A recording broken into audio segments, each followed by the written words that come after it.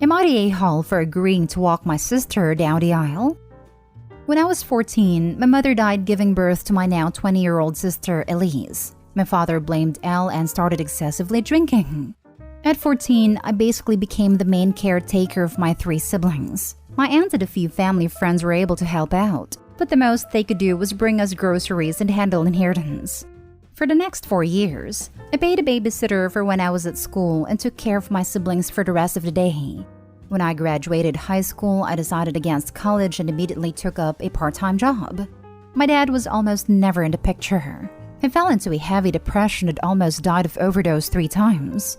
I knew he wanted to be involved. I tried to help him as much as I could, but it hurts to watch. When Elise was around a year old, she started learning to talk and started non-stop calling me Dada, and it broke my heart in so many ways. I tried to get her to stop at first, but eventually I stopped. I reasoned that if she saw me as her dad, then I was doing something right. When I was 19, my dad overheard me helping Elise with her reading and she called me her dad. He blew up in both of us. That I was trying to take his place and she doesn't deserve to be a part of this family after she killed her mom. I decided right then and there that I was done trying with him, and used my inheritance and my aunt's help to move me and my siblings out into a small apartment. It was so sudden, I guess it snapped him into reality.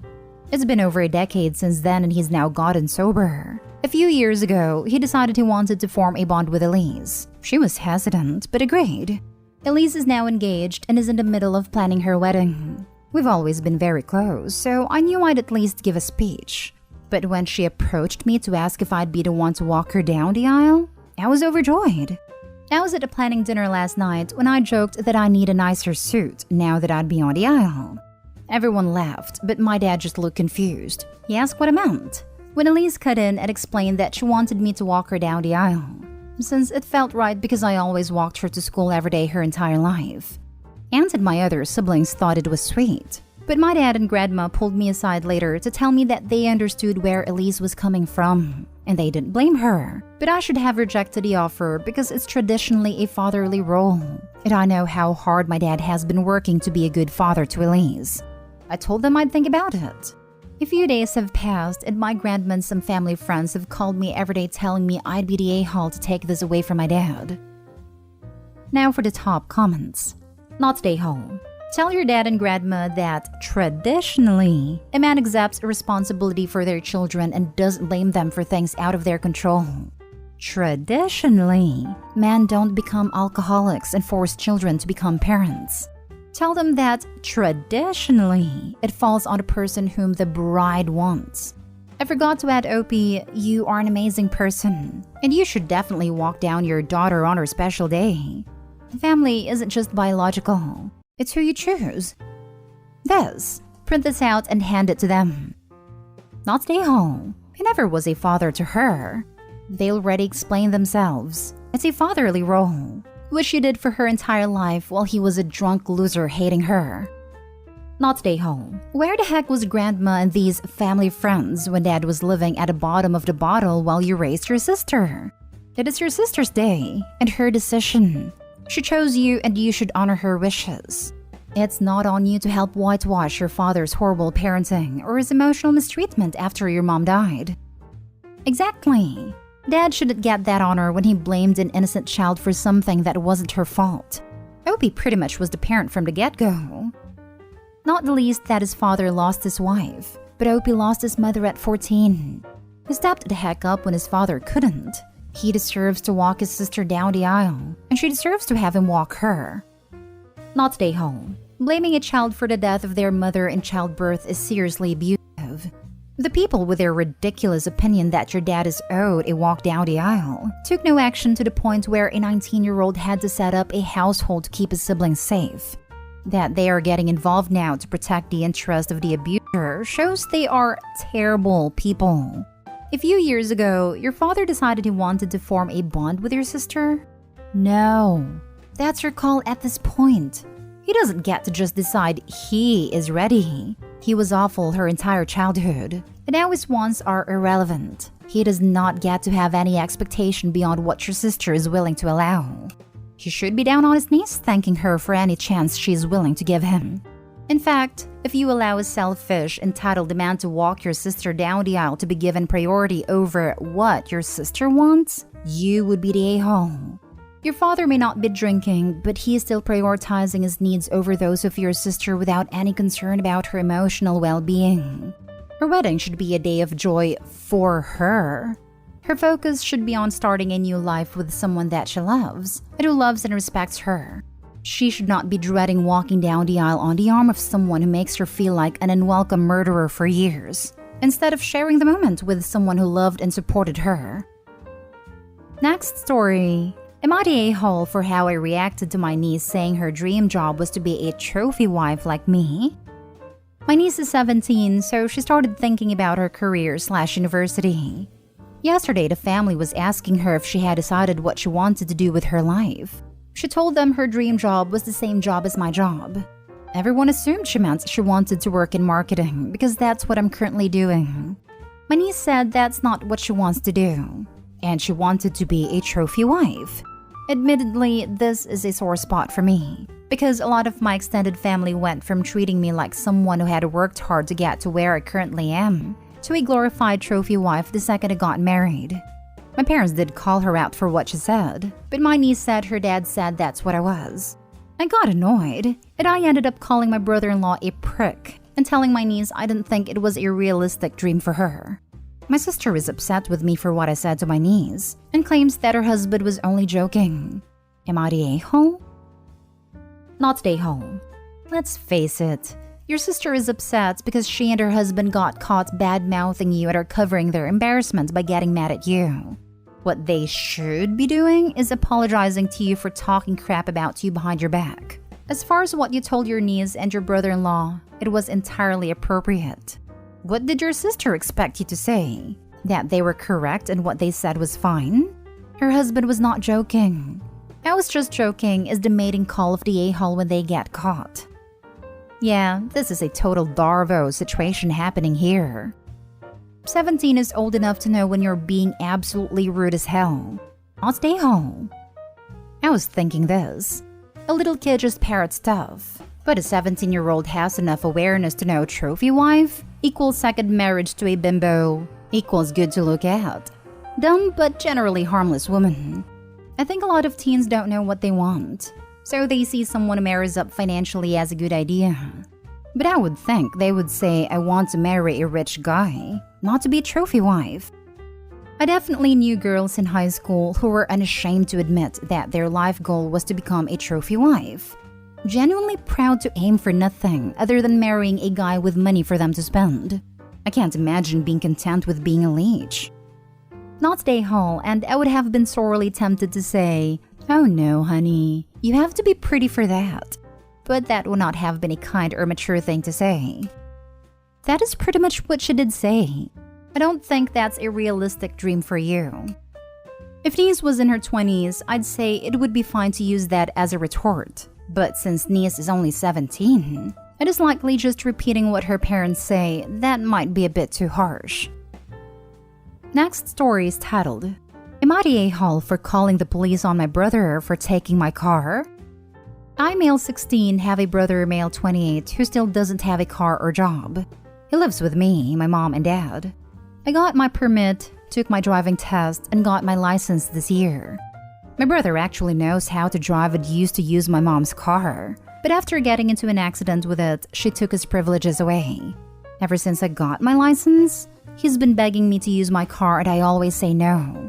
The reason I don't want him to use it is because I don't want him to crash it. Also, it belongs to me, and I don't want anyone else using it. About 2 weeks ago, he asked me if he could take my car to go pick his friends up. I told him no. My brother has anger issues and can be scary at times, and he started yelling and swearing at me. I was scared, but still said no. Fast forward to the next morning, I saw my car keys missing. I immediately called my brother and asked him. He said yes, he took it and that he promises he'll bring it back to mint condition. I told him I don't care, and I just don't want anyone else using my car in general. After I hung up with him, I thought about calling my mom and dad, but I was furious. I let my anger and frustration get the best of me and called the cops. I told the cops what happened and gave them my license plate, plus where my brother was at, and his friend's address. They arrested him and brought him to the local police station, and my mom had to come pick him up. My mom was pissed and yelled at me when she got home and took my car keys for the time being. My dad was upset too when he got home. They said I was crazy for calling the cops on my own brother and I could have sent him to jail. I don't feel bad and I hope he learned his lesson. Am I the a-hole? Excellent. With his anger issues, he needs to know you'll call the cops on him.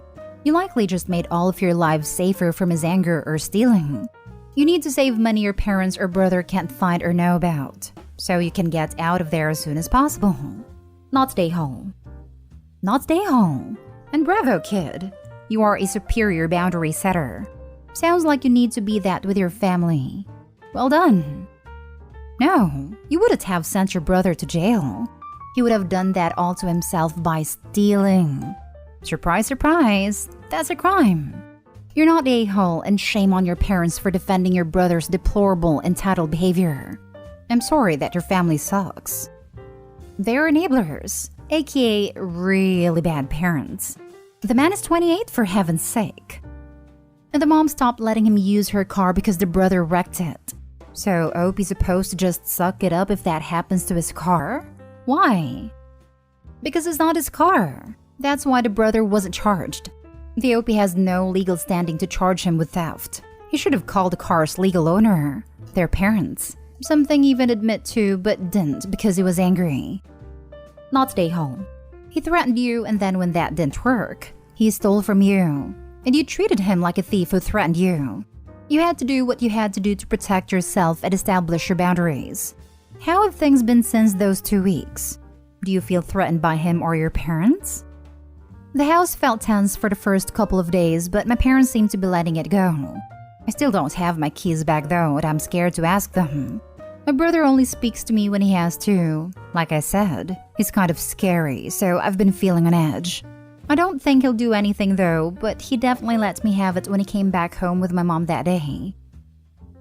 Last story is titled, Am I the a-hole for interrogating my wife after she hid her extra income?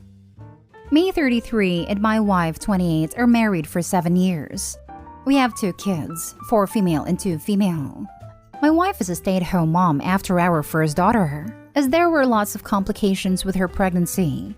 I make just enough money and my income goes to joint bank account and my wife makes the budget.